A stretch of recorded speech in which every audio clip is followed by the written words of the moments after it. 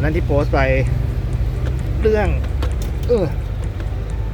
ไฟหน้าปัดที่มันค้างนะค้างยังวะยังไม่ขึ้นครับเข้าแล้วนี่เห็นลางๆฮะ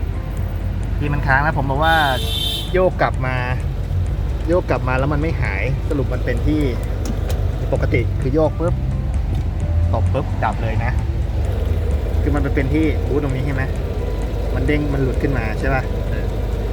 มันก็เลยทำให้คือคันเกียร์ไอ้คันโยกด้านล่างมันไม่ไปปลดตำแหน่งเกียร์และตำแหน่งสองไฟตรงนี้ตำแหน่งด้านล่างนะที่มันเป็นจะชี้ยังไงวะชี้ไม่ได้ ไอ้โยกเกียร์นั่นแหละที่ขยับอยู่ครับนั่นน่ะมันจะไปโยกไอ้ชุดนั้นไม่ได้ทำให้มันค้างอยู่ที่เดิมสรุปมีไฟติดก็คือมันค้างอยู่ที่เดิมนั่นแหละค้างอยู่ที่ตำแหน่งล็อกนั้นใครเห็นมีพี่คนหนึ่งมาเม้นไว้ว่าไฟมันค้างแล้วปล่อยเลยสรุปว่าต้องมาดูที่นี่ก่อนนะว่าไอ้ตำแหน่งคันโยกด้านล่างมันเปลี่ยนตำแหน่งจริงหรือเปล่าคือถ้ามันเปลี่ยนแล้วไฟค้างเป็นที่เซ็นเซอร์แต่ถ้าโยกแล้วไอ้ตรงข้างล่างเมื่อกี้ที่มันขยับมันไม่เปลี่ยนคือต้องมาดูที่บูทคันเกียร์ตรงนี้นะเอาละครับแต่แม่งโคตรแข็งเลยจะบอกให้และแม่งมีโยกซ้ายโยกขวาได้จริงๆก็คือมีโยกได้4 ตำแหน่งไหนอาร์มโชว์ตำแหน่งแรกดิ เอา4 ไฮก่อน4 ไฮมันจะเป็นขวาล่าง4 ไฮจะเป็นขวาล่างแข็งมากนะจะแม่งแข็งชิบหายไม่เป็นไรมีขวาล่างแล้วก็มีขวาบนข้างบนนะครับแล้วก็มีไปทางซ้ายดึงไปทางซ้ายนี่มันโยกจากนั้นมาซ้ายได้เลยปะแล้วก็ซ้ายนะครับแล้วก็เป็นตัวล็อกด้านล่างพอเข้าปุ๊บไฟจะติดเลยอันนี้จริงๆลองผลักนี่ล็อกหน่อยอันนี้ล็อกไฮลองผลักมาขวาเลยดิไม่ต้องไปเอ็นได้ปะได้เหมือนกันก็คือไม่ต้องไปที่เอ็นโยกได้4 ตำแหน่ง1ไปล็อกแล้วก็กลับมาล็อกนี้ได้ไม่ต้องวนมาที่เอ็นโอเคครับหากาศแล้วตอนลื้อนี่ก็ต้องมีเสียสละกันบ้างครับมีแตกมีอะไรกันบ้างอายุรถแม่งนานแล้ว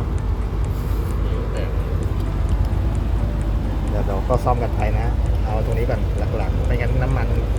เกียร์เกลือพังหมดโอเคครับเท่านี้แหละครับคือจะเห็นตำแหน่งตรงที่วงไว้นะครับก็คือตรงนั้นบูสต์มันหลุดขึ้นมาด้านบนนะครับเดี๋ยวจะซูมภาพให้เห็นชัดๆในอีกรูปถัดไปนะครับ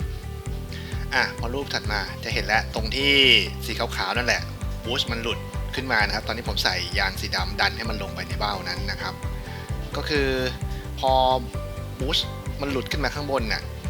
มันจะเกิดช่องว่างตรงที่วงไว้แล้วเวลาเราโยกเกียร์เราคิดว่าเกียร์เราโยกซ้ายขวาได้แล้วแต่จริงๆมันไปแต่คันเกียร์ครับไอตัวเฟืองจริงๆในชุดเกียร์มันไม่ได้ขยับไปด้วยไงมันก็เลยทำให้ชุดเกียร์จริงๆอยู่ตำแหน่งเดิมไฟก็เลยยังค้างอยู่นะครับก็เลยเป็นที่มาของอาการว่าโยกเกียร์แล้วไฟไม่ดับนะครับไฟดิฟล็อกไม่หายไปนะครับ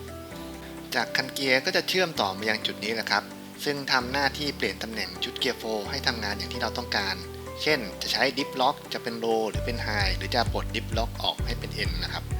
ซึ่งพอไอ้บูสต์ที่ว่ามันหลุดเจ้าตำแหน่งเนี้ยมันก็ไม่โยกตามไงมันไม่โยกซ้ายโยกขวาไงมันก็เลยค้างอยู่ที่เดิมนะครับ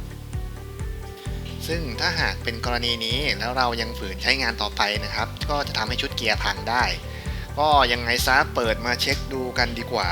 ว่าไอ้ตัวบูสต์ตัวเนี้ยมันหลุดหรือเปล่านะครับการแกะคอนโซลกลางก็ไม่ยากนะมีน็อตอยู่ตรงที่วางแขนตรงกลาง2 ตัวแล้วก็ค่อยๆขยับออกครับหัวเกียร์ก็ใช้หมุนเอานะครับค่อยๆแกะออกมานะครับอาจจะมีแตกหักบ้างตามอายุการใช้งานของรถเรานะครับแต่ว่าผมว่านะมันคุ้มกว่าเกียร์พังไงแล้วก็มาเปิดดูหน่อยละกันโอเคครับ